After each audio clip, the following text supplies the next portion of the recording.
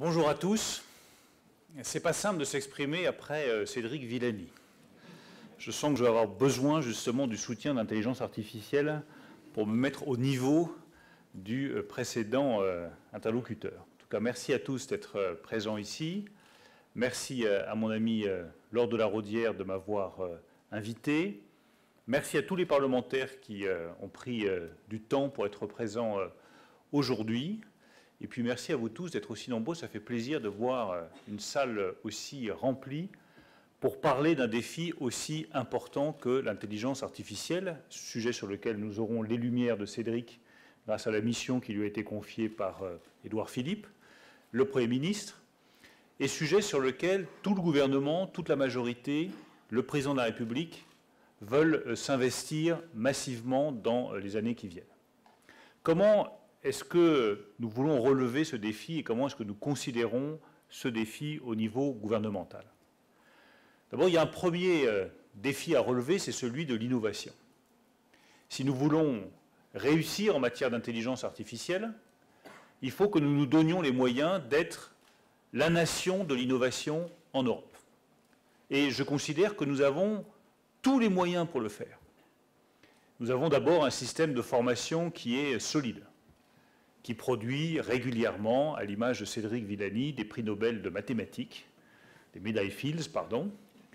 Et quand on voit le nombre de médailles Fields que nous avons et que nous rapportons à l'ensemble de la population française, je pense que ça peut être un motif de fierté pour nous. Nous avons une école mathématique d'excellence, nous avons un système de formation d'excellence qui nous permet de bien nous préparer à l'innovation et à la maîtrise de cette innovation.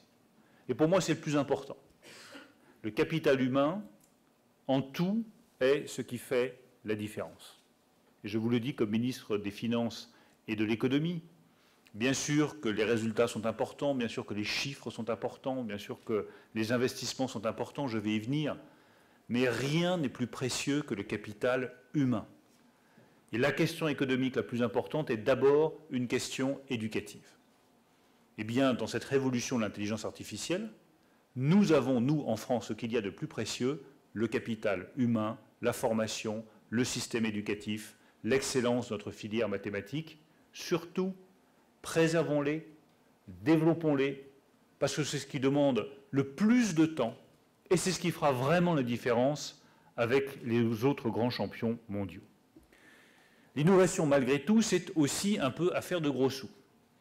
Donc il faut avoir les moyens d'innover.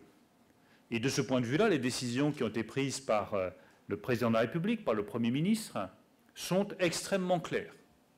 Nous avons sanctuarisé le crédit impôt recherche. Et je sais d'ailleurs que si nous avions envisagé de ne pas sanctuariser le crédit impôt recherche, je pense que nous aurions eu tous les parlementaires de droite comme de gauche, Laure de la Raudière en tête, pour nous expliquer que c'était une erreur absolument fondamentale.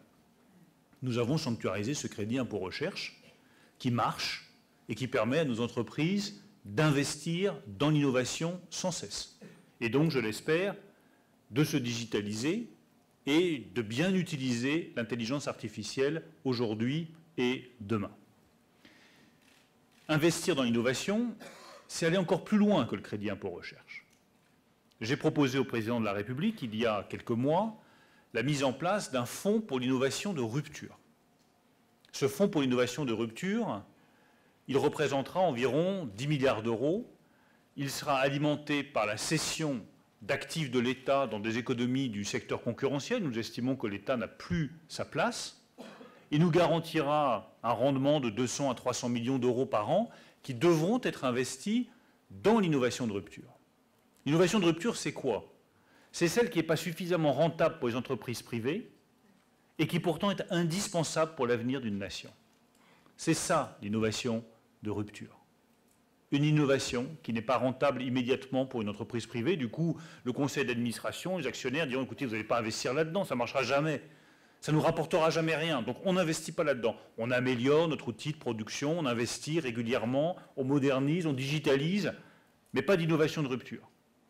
C'est à l'État et à la puissance publique d'investir dans l'innovation de rupture. Moi, je crois à l'État.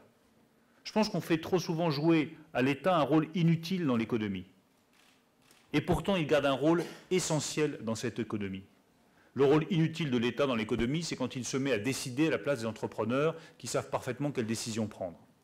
Le rôle utile de l'État dans l'économie, c'est quand il prépare l'avenir, quand il investit dans la formation, dans l'éducation, dans l'innovation de rupture. Là, l'État est utile. Quand il protège contre des investissements agressifs, l'État est utile dans l'économie. Eh bien, en matière d'innovation, pour moi, le rôle de l'État, c'est financer l'innovation par le crédit impôt recherche et préparer les innovations du futur en nous permettant de financer des innovations de rupture. Je vais vous donner juste un exemple. Vous avez une école spatiale française d'excellence. Vous avez une filière spatiale européenne qui a enregistré des succès absolument exceptionnels. Ariane 6 est un succès. C'est probablement le lanceur aujourd'hui le plus sûr, le plus fiable.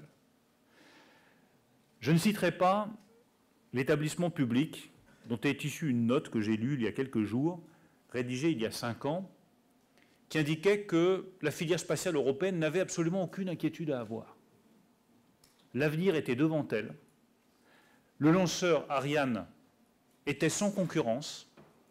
Quant à l'idée d'avoir un lanceur récupérable, elle était tout simplement farfelue.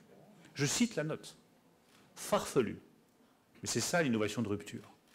Aujourd'hui, il y a SpaceX, il y a un lanceur récupérable, il ne cesse de s'améliorer, et d'ici quelques mois ou quelques années, ce lanceur pourra effectuer l'aller et retour pour placer des satellites en orbite géostationnaire 1000 fois.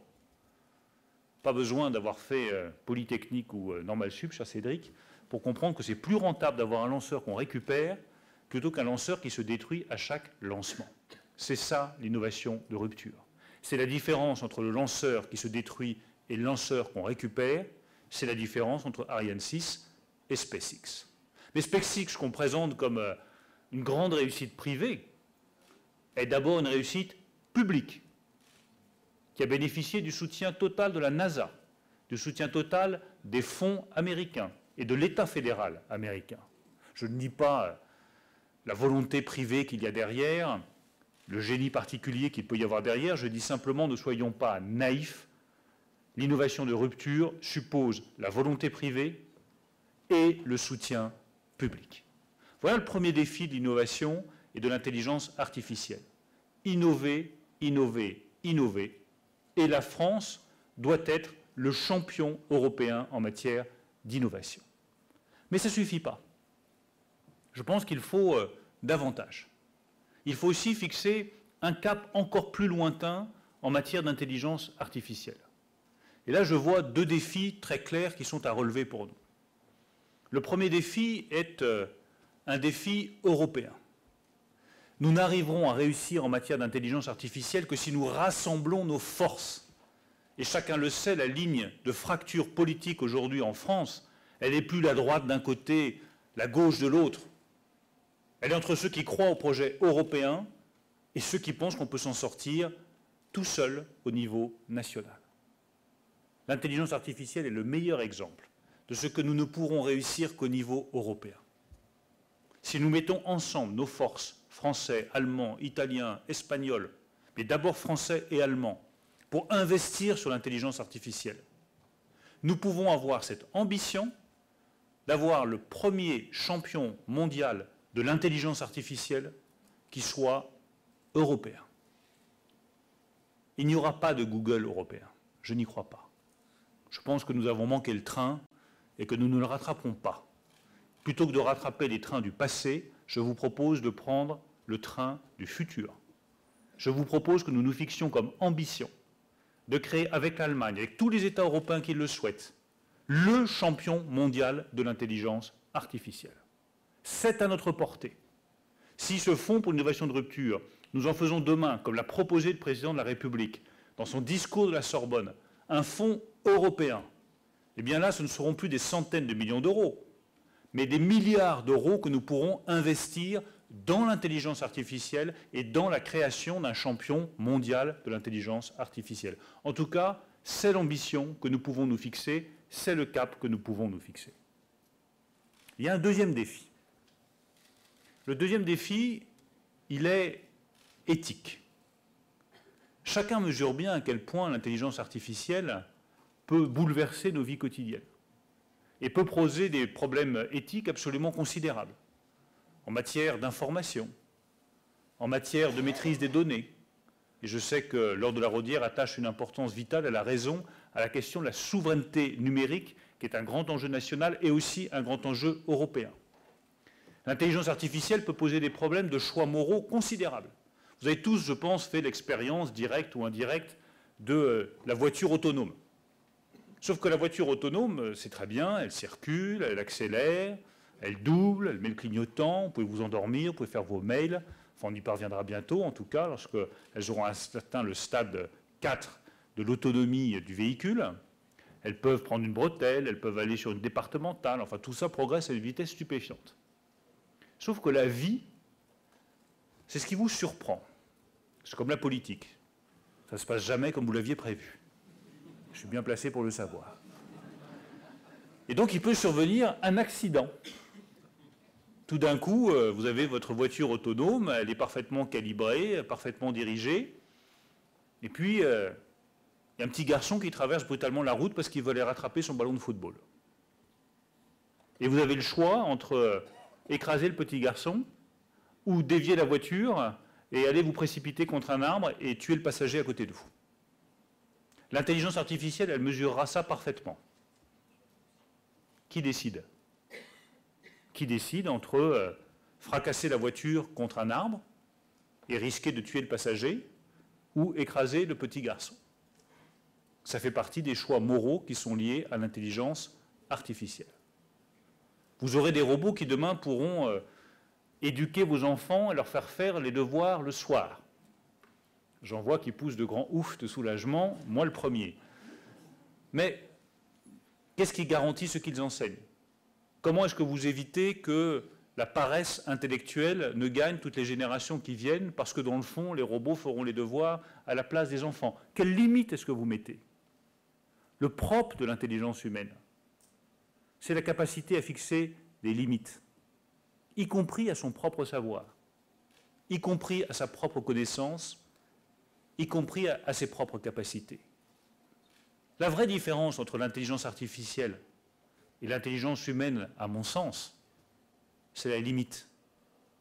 C'est justement parce que l'intelligence artificielle n'a pas de limite que l'intelligence humaine doit mettre des limites à l'intelligence artificielle. Voilà la manière dont je considère ce sujet, et c'est un sujet qui, pour toutes les générations à venir, va soulever des questions absolument considérables. Comment l'intelligence humaine met-elle des limites à une intelligence artificielle qui demain n'en aura plus? Voilà les questions que je voulais poser devant vous. Vous voyez que je n'arrive pas qu'avec des réponses, mais aussi avec des interrogations. Et je suis très heureux que vous soyez aussi nombreux aujourd'hui, parlementaires ou non, à vous saisir de ce sujet, parce que ce n'est pas un sujet qui appartient au ministre de l'Économie et des Finances, ou aux parlementaires, ou au gouvernement, ou même au président de la République. C'est un sujet qui appartient à tous les Français, qui nous concerne chacun d'entre nous, qui concerne nos vies quotidiennes, qui concerne la vie de nos parents, la vie de nos enfants. Donc moi, je souhaite vraiment que sur cette intelligence artificielle, il y ait, à l'image de cette belle réunion aujourd'hui, un débat national de qualité, de grande ampleur, pour que chacun puisse apporter ses questions, ses interrogations et ses réponses à ce défi. Merci à tous.